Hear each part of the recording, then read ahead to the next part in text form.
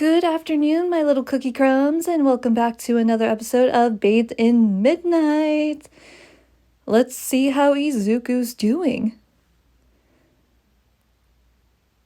Class 1A sat in silence for a little while. They couldn't help but wonder if... No, they couldn't believe what was happening. They had betrayed Izuku in the worst way possible. And now this? What had happened to Izuku? How did he die? What was this midnight nonsense? They had so many questions, and yet they had no answers. But some felt that they didn't deserve answers. Not after the way they treated Izuku when he was still here and alive. They had tried to find Izuku after their initial betrayal, but nobody, not even the pro heroes, not even Aizawa, who was one of the best underground heroes, could find him. They searched high and low for him, but there wasn't even a whisper. Not even his own mother knew where he was. Suddenly, the TV sprang on, and they saw Izuku, still as a wolf. He was pitch black, almost blending in with the darkness. The only reason he stood out was because he had toxic green symbols that glue in the dark. His eyes were also glowing, it seemed like. He was running at a very fast pace.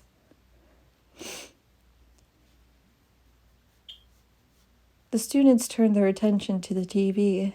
Eri, running right over to it and sitting in front of it. She needed to keep eyes on her beloved Izuku in fear that he would vanish again. Aizawa, All Might started. Aizawa just shook his head. He had no words right now. He was feeling too many emotions. He couldn't speak. He needed to work through them on his own. All Might fell silent and turned his attention back to the screen. After Izuku had left, they tried to open the doors and windows, but found they were sealed in. Not only that, Izuku had worked other magic that they didn't notice. Their cabinets and pantry were well stocked with foods, different kinds of foods, canned goods and all that. Their fridge was also stocked.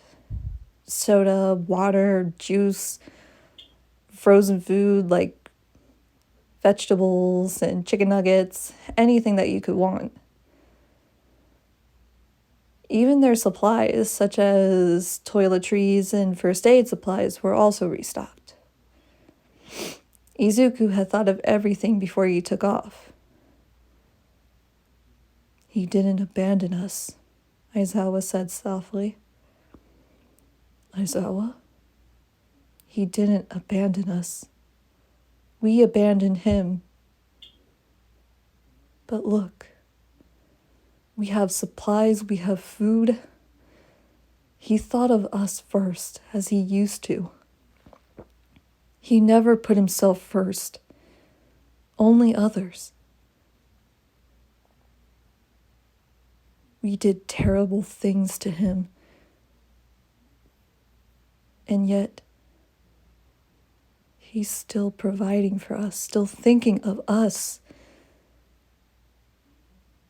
We abandoned him, but he never abandoned us." That thought made All Might and Aizawa both sad. All Might especially, since he had taken up what he hoped was a father figure role. He had promised Inko that he would help raise Izuku, and he failed. He failed, and now Izuku claimed that he was dead. How was he going to tell Inko that her only son was gone, never to exist in their world again. He couldn't face her. He couldn't face her after he vanished, and after word got out of what they did. Inko had wanted to sue Yue, but Nezu just gave her a massive settlement payment. Basically hush money.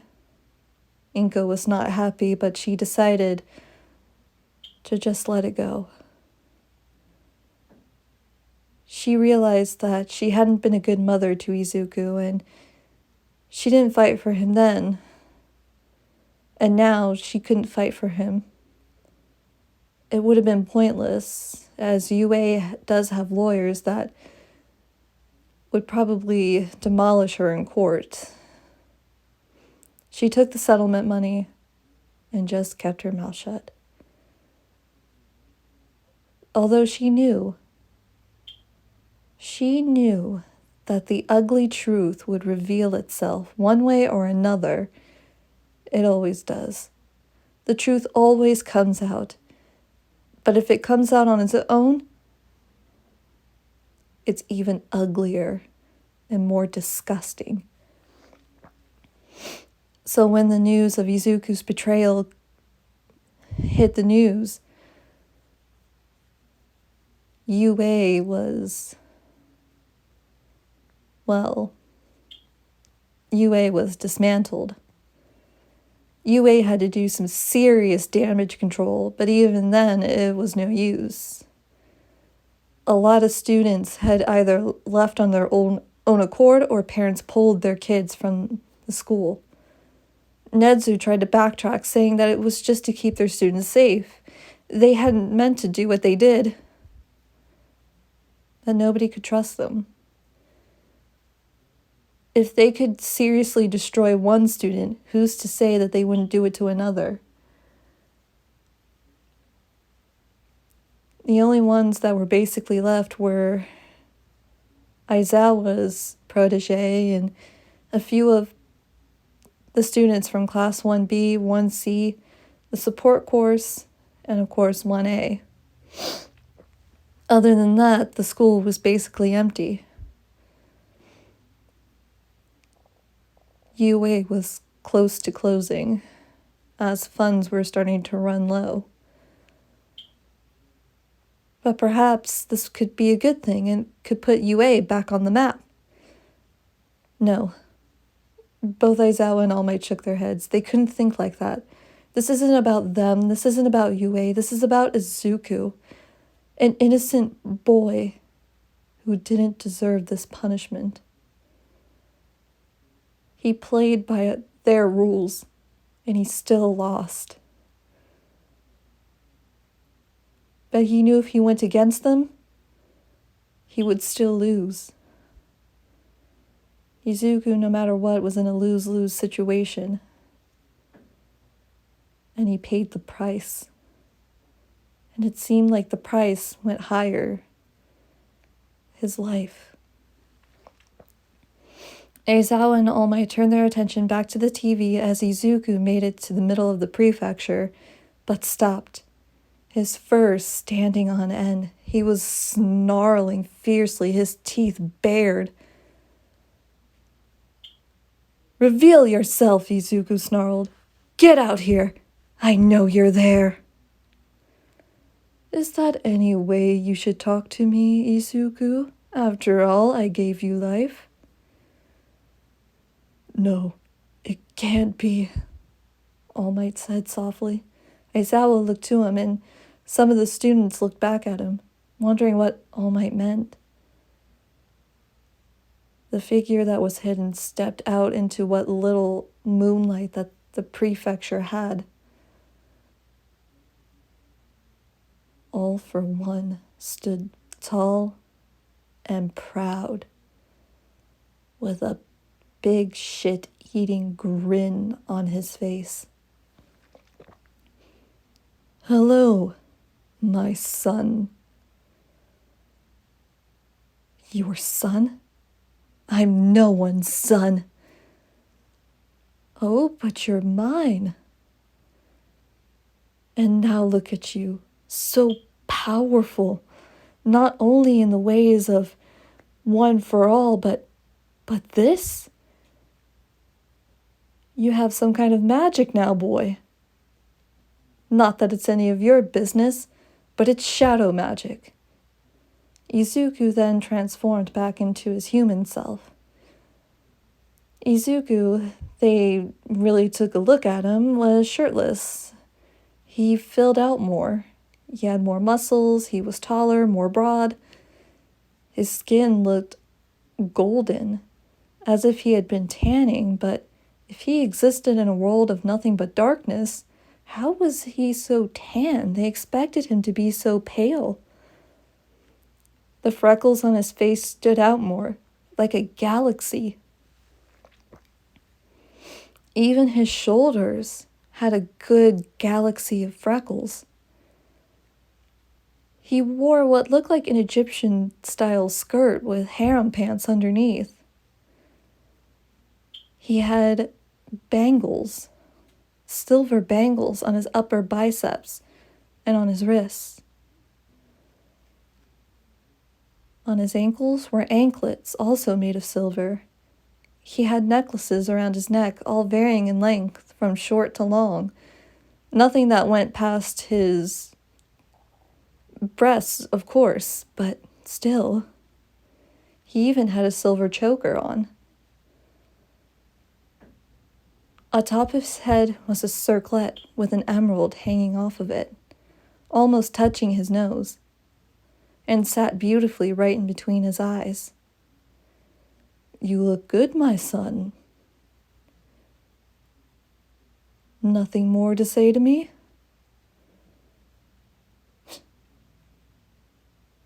Just that my mom married a 200-year-old supervillain? Man, I don't know if I should feel sorry for her or for you. Oh? What do you mean by that? Well, just... you know what? I'm not gonna tell you. I think you should figure it out for yourself, Izuku snarked. My, we have Inko's attitude, do we? I mean, it's not enough that you look like her, but... someone had to take after her. You weren't around. You fricked right off as soon as you found out I was quirkless. The class gasped at that. Izuku was quirkless? How could that be? He still had one for all in his veins and apparently shadow magic? But you have quirks now. Multiple. Shadow magic isn't a quirk. Magic is magic, Izuku stated. Now tell me, how are you able to survive in the midnight? No living thing can. Oh, but you see, Izuku... No, let me guess, Izuku said. You made a deal with the devil. Or at least, my devil. Oh? And how do you reek like him? The world in which I now reside in, there is a devil that was released. A 2,000-year-old devil. Actually, no, I think he's a lot older than that. Not important. Anyways, the devil got out, but he smells of death. But not just death.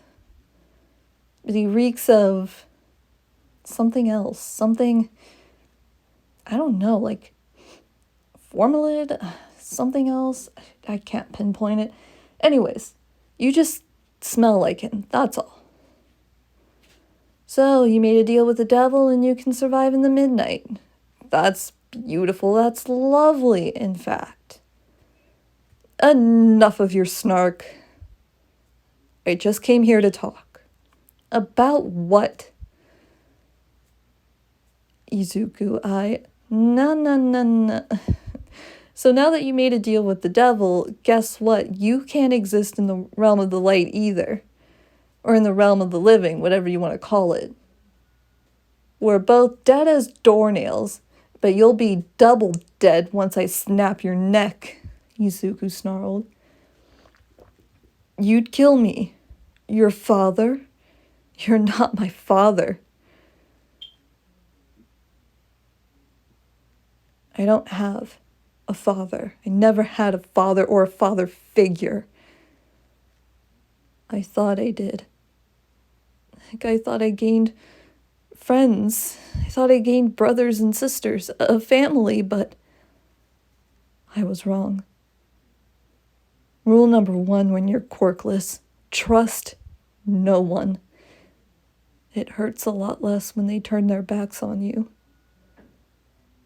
It hurts even more less when they hurt you. And it doesn't hurt at all when they betray you. I let my guard down, damn it. I was weak. As soon as I got a taste of what a healthy friendship was like, I let my freaking guard down. And I still got betrayed. Izuku, Shut it! You're no better. You left the moment you found out that I was useless. No, Izuku, that's not true. I left to protect you and your mother, I swear it. Oh, really? You want to know something else? I found out that not only is my dad a 200-year-old supervillain, I find out that I actually had a quirk. I was born with a quirk. And you took it. Izuku, I can explain. Explain it then. Why would you do this to me? Why would you put me through years upon years of abuse, bullying, torture? You had to know that sooner or later all this torture would unwind. I got left behind. Not just once, not just twice, but look. And look where it ended up. Look where it all ended up.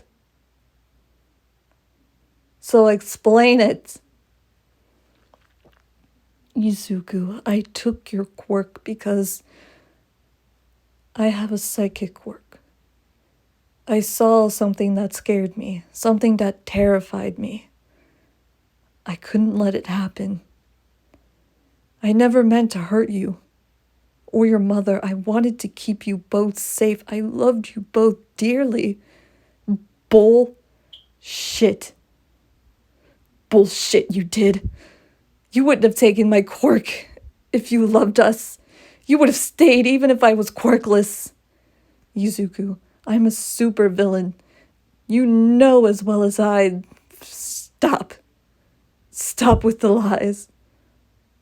I'm not lying, son. Really, I just... What did you see? Izuku, you owe me this. What did you see? You used your quirk, and it killed us. It killed us both. You got to me first, but your quirk, it was a fire quirk, but it kind of worked like Dobby's. Dobby? You mean the scarred one with the blue flames? Yes. Your quirk, it not only hurt me, but it hurt you. It filled you with rage. So much rage. So much anger. Your quirk destroyed us both. It almost destroyed half of Japan. It was that powerful. Oh God, Izuku, I couldn't let you. You still could have let me have a quirk. I could have had a better life. Izuku, I couldn't let... Izuku growled and transformed back into a wolf, and he lunged at his supposed father. He didn't quite believe that part yet. He tackled All for One to the ground and started clawing at his face. All for One threw him off, and into a building. Izuku brushed it off and got up. He activated One for All. And the battle between father and son began. Well, goodness me. Better hope that Izuku comes out of this alive. Oh, wait. Alright, my little cookie crumbs, that's it for this episode. I will see you next time. Be good, do good, be safe. I love you all. Bye-bye.